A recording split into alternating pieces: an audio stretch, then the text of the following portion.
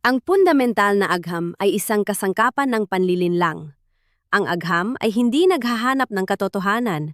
Ito ay nagtataguyod ng mga patakaran at harang upang hindi matuklasan ng mga tao ang katotohanan sa kanilang sarili. Mula pagkabata, pinaniniwalaan natin ang mito na ang siyensya ay tapat na kaalaman tungkol sa mundo.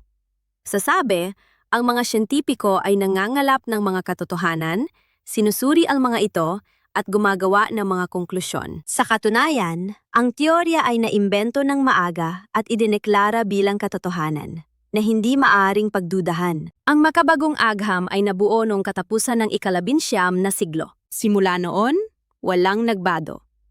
Inilalapat lamang nila ang bagong datos sa lumang teorya, hindi ito umaakma. Pagkatapos ay nagsisimula ang mga siyentipiko na mangarap. Inimbento nila ang mga dinosaur, mga emperador ng Roma, mga black hole, dark matter, at marami pang iba. Para lang mapanatili ang di gumaganang doktrina at maling teorya. Mula sa kasangkapan ng kaalaman, ang siyensya ay naging kasangkapan ng panlilinlang.